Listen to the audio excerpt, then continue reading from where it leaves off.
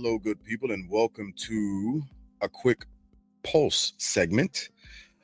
I uh I listened to an interview given by Steve Bannon earlier today, and may have been a clip, but during that clip that I listened to, Steve Bannon began to express the idea of President Trump running for a third term. And he expressed inside of those ideas that there are ways that it can be done, and they're going to continue to explore those actual ways that they can do it.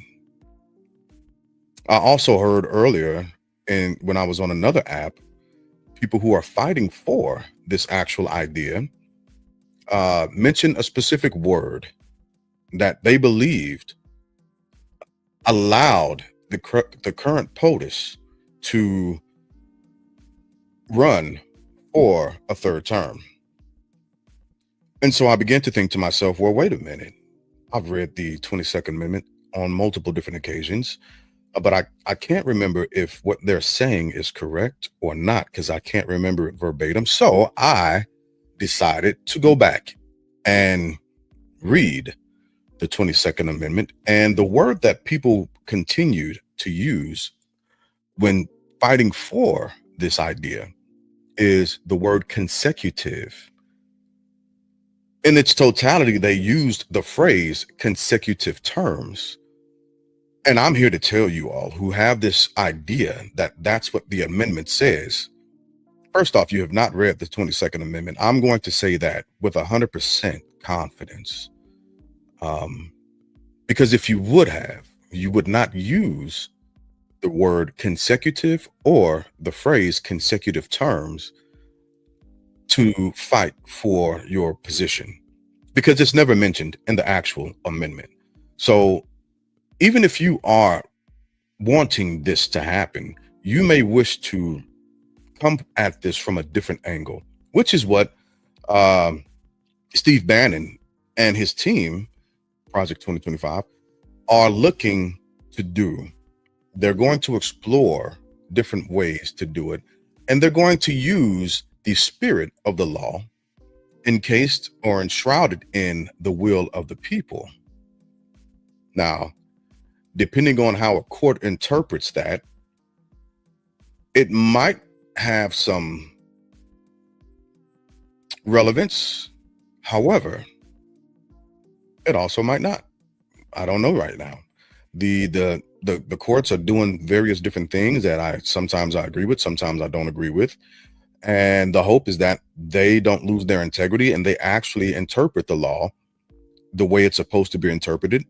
And if they don't, the hope is Congress goes back and they fix or correct the ills that may come out of the Supreme Court. Now, that's an opinion at that point because I don't agree with some of the rulings that the Supreme Court is handing out, but it is what it is. We are in this political environment for a reason, and I think November 1st is going to begin to shift a lot of people to either become more centrists or to the left. And I'm an independent. I don't take sides. I have no political affiliations or allegiances, and I don't think anyone else should. That's just my personal opinion. However, getting back to the 22nd Amendment, I thought to myself, if I have these questions and if I can't remember this verbatim, well, then maybe other people are experiencing a very similar thing. And I decided to take some time out to go back and look it up and read it for you. And I will read it verbatim, and I will not add nor take away anything that is encased inside of the actual 22nd Amendment. The source that I'm using today for this reading is constitutioncenter.org. All right. And so this is what that source has to say, or what they actually have on the 22nd Amendment. Section 1. It reads, no person shall be elected to the office of the president more than twice, and no person who has held the office of president or acted as president for more than 2 years of a term to which some other person was elected president shall be elected to the office of president more than once. But this article shall not apply to any person holding the office of president when this article was proposed by Congress, and shall not prevent any person who may be holding the office of president or acting as president during the term within which this article becomes operative from holding the office of president or acting as president during the remainder of such term. Section 2. This article shall be inoperative unless it shall have been ratified as an amendment to the Constitution by the legislatures of 3/4 of the several states within 7 years from the date of its submission to the states by the Congress. And that, my friends, is the 22nd Amendment. One of my biggest fears in America are uneducated voters. It's not choosing a side, it's an uneducated voter. They're dangerous and they vote from emotion. Even when listening to Steve Bannon's interview, I began to pose questions to myself. I had to remove my bias and go and look at the black and white and see what it says. And at the time, I couldn't remember whether I was in line with the 22nd Amendment or if I was out of line with the 22nd Amendment. Now I know where I stand on it. I would recommend and suggest that you all take a brief moment to go listen to what is being flirted with around and surrounding a third run for president by his influencers. That's what I would call them. And go and do yourself a favor, or come and tune in to the podcast, The Pulse, on Wednesdays at 9 p.m. Eastern Standard Time, where we dig and pull up information in order to read and make sure we know where our elections are.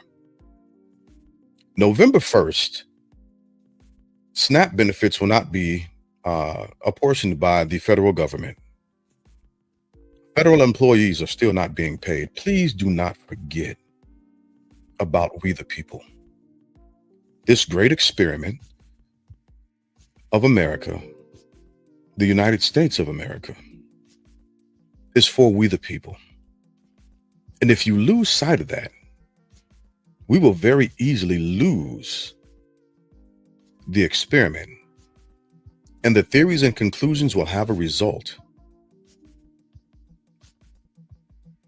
And we should continue to be reminded of that in our daily goings on. So with that being said, I appreciate you for listening. I know a lot of people have a lot of things going on in life. People are trying to figure out how to feed their kids, where the next meals are coming from, how to pay bills, because just because the federal government is shut down doesn't mean that your bills are.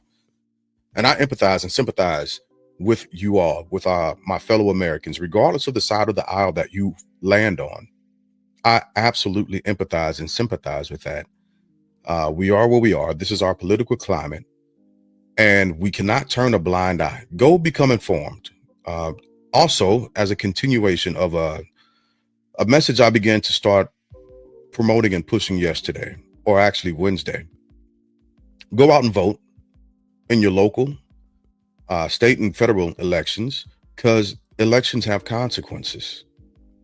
And we are in a period of experiencing the consequences of votes or people not voting.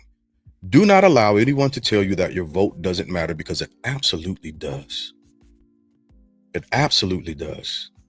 Do not be disenfranchised by those who don't want you to vote. Do not be fear-mongered into not voting or voting for a specific thing because it feels like the popular thing to do. Go into your booths with conviction and information, being an informed voter, and support your country. Support we the people. And as a final reminder, I would like to say, somewhere along the line, America has forgotten that we don't work for these politicians. It shouldn't be a popularity contest. These politicians work for us. That's on both sides of the aisle. And while both sides are continuously making millions, we will have Americans going hungry, and we have federal employees not being paid. And that should be concerning. As always, thank you for taking the time to listen and join us. We've got a lot of great information coming out, a lot of great segments coming out for the Family Bloodline Network, and I'm excited to present you with as much information as I possibly can. Have a great day, and have the day you deserve.